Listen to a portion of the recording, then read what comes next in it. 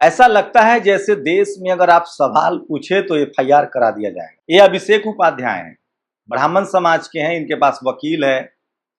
इन पर back to back UP police FIR करा रही थी। सुप्रीम कोर्ट ने कहा है कि मुझे आपके इरादे पता है और अब उसने यूपी पुलिस पर एफआईआर करने से रोक लगा दिया है, पूरी तरह से रोक लगा दिया है। सोचिए, जहां जहां बीजेपी है, केंद्र में हो, राज्य में हो, एफआईआर प्रदेश में तब्दील कर दिया गया है।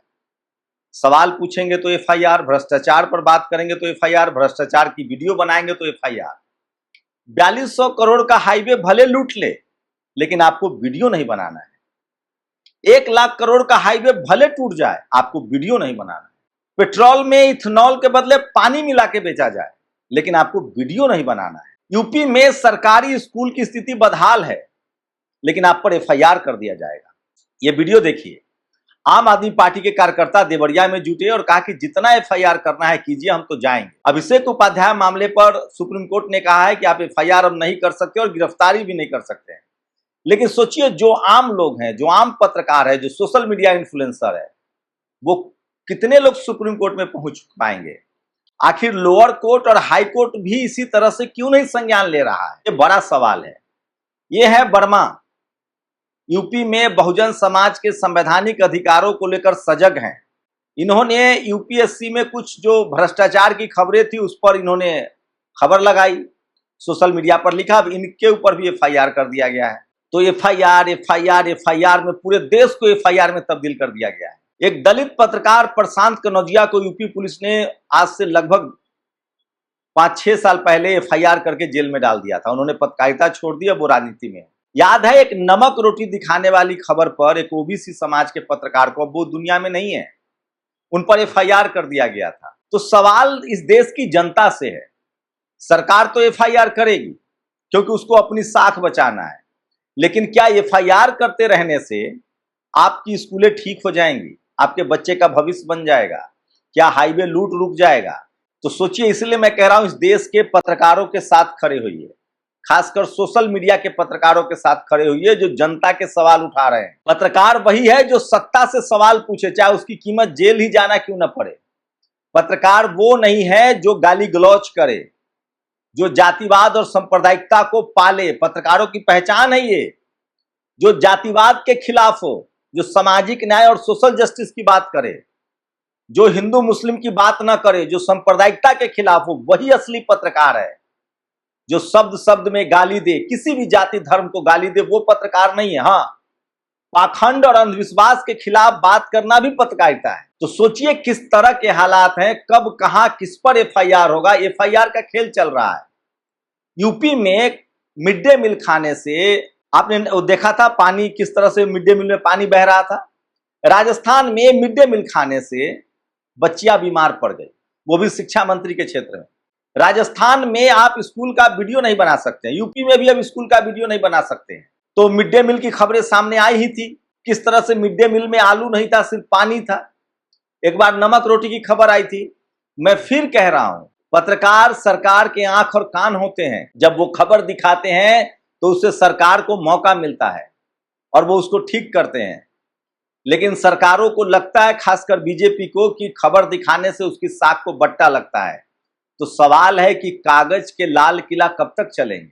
वो तो एक न एक दिन ढहेगा ही, लेकिन उसमें रहने वाले लोग उस कागज के लाल किला को जो पत्थर का लाल किला समझेंगे, वो नुकसान में आएंगे। इस देश की जनता का सोचिए क्या हालत है।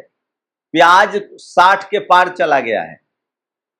आलू की कीमत पूछ लीजिए, प्याज की कीमत पूछ लीजिए, हरी सब्जियों की कीमत पूछ लीजिए।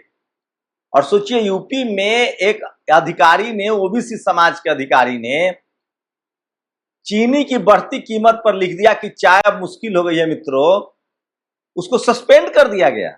मतलब इस सरकार से सवाल नहीं पूछ सकते हैं आप। तो क्या बीजेपी जब विपक्ष में होती है तो सवाल नहीं पूछती है?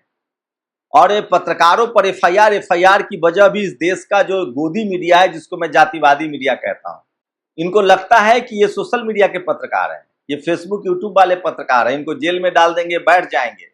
कौन जमानत करवाएगा? कौन कोर्ट कचहरी दौड़ेगा? क्योंकि इस देश की जो संस्थागत मीडिया है, टीवी और अखबार, उसने सरकार के सामने सरेंडर कर रखा है। और सरेंडर करने की वजह से ही योगी आदित्यनाथ ने 6,800 करोड़ रुपए दिए हैं 8 साल में, तो प्रधानमंत्री नरेंद्र मोदी ने भी 12 साल में 6,000 करोड़ रुपए दिए हैं और जमकर उनको रेवेन्यू मिल रहा है। लेकिन पत्रकारों को वहां भी कुछ नहीं मिल रहा है, क्योंकि आम आदमी खबर देख नहीं रहा है। लोग अब यूट्यूब चैनल्स देख रहे हैं, स्वतंत्र पत्रकारों को देख रहे हैं, तो उनकी भी हालत, वहां भी पत्रकारों की हालत खराब है। मालिक मालामाल हो रहा है। लेकिन मैं फिर कह रहा हूं, टीवी अखबार भरोसे का नाम है। टीवी अखबार की सबसे बड़ी पूंजी भरोसा होता है और इनका भरोसा खत्म हो चुका है, तो समझिए कि इनका ज्यादा दिन तक ये नहीं रह पाएंगे। और ये जो एफआईआर का खेल चल रहा है, सवाल उठाने वाले पर, सवाल पूछने पर, भ्रष्टाचार दिखाने वाले पर, उसकी वजह यह है कि जो संस्थागत मीडिया है, जिनके पास हजारों रिपोर्टर, हर जिले में रिपोर्टर, हर ब्लॉक में रिपोर्टर, हर शहर में उनका ऑफिस होता है, उन्होंने सरेंडर कर रखा है। इसीलिए जो स्वतंत्र पत्रकार हैं, जो इंडिविजुअल पत्रकार हैं, जो सोशल मीडिया पर अपना वीडियो डालते हैं, उनको टारगेट किया जा रहा है। लेकिन सवाल यह है कि सरकार को समझना चाहिए कि ये सोशल मीडिया के पत्रकार ही अब करोड़ों में हैं। खबरें रुक नहीं पाएंगी, एफआईआर करके उनकी आवाज दबाया नहीं जा सकता है। और मुझे तो लगता है कि जिस तरह से अभिषेक उपाध्याय को सुप्रीम कोर्ट से राहत मिली है, ये एक बड़ी नजीर साबित होगी। नेहा राठौर पर एफआईआर, मेरे ऊपर एफआईआर। लेकिन इस देश में जो सांप्रदायिकता फैला रहे हैं, जो जातिवाद फैला रहे हैं, जो गाली गलौज कर रहे हैं, बस शर्त यह है कि वो सरकार के साथ मिलते रहें, आम आदमी का सवाल न उठाए। सोचिए, सरकारी स्कूल की बदहाली दिखाने से प्रॉब्लम होनी चाहिए या उसको ठीक करना चाहिए? पटना में आज छात्र सड़कों पर उतरे। आखिर सवाल है कि इस देश में 65 करोड़ जेनजी है, उन सबको चुप करा देंगे आप? प्लानिंग कमीशन ने कहा है 8 करोड़ युवा न पढ़ाई कर रहे हैं, न उनके पास कोई नौकरी है, उन सबको चुप करा देंगे आप? 65 करोड़ जेनजी है, लोग लाचार हैं, बेबस हैं, अस्पताल की हालत खराब है, सड़कों की हालत खराब है, शहर डूब रहे हैं बारिश होने की वजह से, चारों तरफ लूट मची है, भ्रष्टाचार मचा है। 600 करोड़ रुपए करीब खाली सांसदों के घर को ठीक करने में खर्च कर देती है सरकार। 500 करोड़, 600 करोड़, 1000 करोड़ की हाईवे अप्रोच रोड तो ऐसे ही टूट जा रहा है। ये वो तमाम सवाल है जो इस देश को समझना चाहिए और आम लोगों को समझना पड़ेगा। ये जो सोशल मीडिया के जो पत्रकार हैं, ये जो इंडिविजुअल पत्रकार है, स्वतंत्र पत्रकार है, हम लोग बाई चॉइस पत्रकार हैं। और अगर हम सेना की नौकरी में होते और हमारे देश पर कोई विपत्ति आती तो हम भाग नहीं जाते, भागते तो गद्दार कहलाते। हम लोगों ने पत्रकारिता की पढ़ाई की, टेलीविजन में नौकरी की, अब स्वतंत्र पत्रकार हैं। जेल के डर से, एफआईआर के डर से काम तो नहीं छोड़ सकते, तो हम भी गद्दार कहलाएंगे। क्या मुंह दिखाएंगे हम अपने आने वाली नस्लों को कि सरकार से सवाल पूछने के डर से हम लोग घर में बैठ गए, सरकार का गुणगान करने लगे? आप सोचिए, जिन्होंने अंग्रेजों का गुणगान किया, अंग्रेजों के तलवे चाटे, अंग्रेजों की मुखबिरी की, आज उनकी नस्लों को उसकी कीमत चुकानी पड़ रही है। इसलिए आप जिस भी प्रोफेशन में हैं, ईमानदार रहिए, मजबूती से टिके रहिए, यही समय की मांग है। तो ये तमाम बड़ी खबरें हैं। मैं फिर कह रहा हूं, देश भर में छात्र आंदोलन कर रहे हैं। आईआईटी दिल्ली में छात्र आंदोलन पर बैठे हैं। दिल्ली मतलब 1-2 दिनों की बारिश में डूब जा रही है, गुड़गांव डूब जा रहा है, हाईवे टूट जा रहे हैं। 4200 करोड़ का हाईवे 42 दिन नहीं चलता है।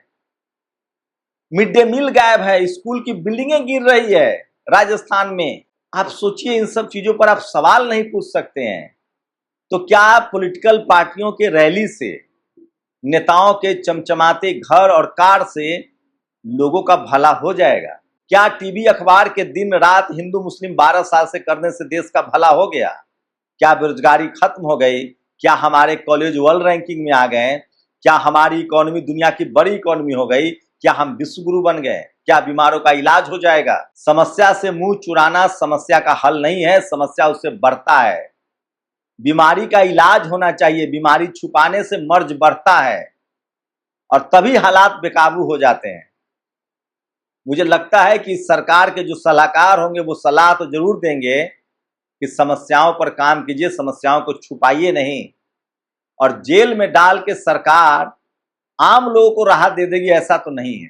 तो एफआईआर का खेल बंद होना चाहिए और जो सही सवाल है, जो आम लोगों का सवाल है, स्कूल का सवाल है, अस्पताल का सवाल है, रोजगार का सवाल है, महंगाई का सवाल है, ये ज्यादा जरूरी है अकबर से बदला, बाबर से बदला लेते लेते देश का ये हाल हो गया है।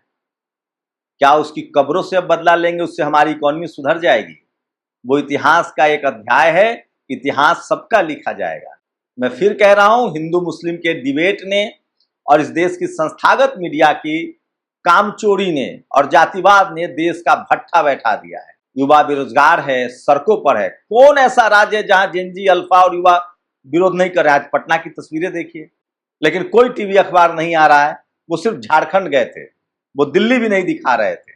तो शुक्रिया कॉकरोच जनता पार्टी, कम से कम आपने युवाओं को हिम्मत दी, लोग को हिम्मत दी, और लोग अब एफआईआर झेलने के बावजूद सत्ता से सवाल पूछ रहे हैं।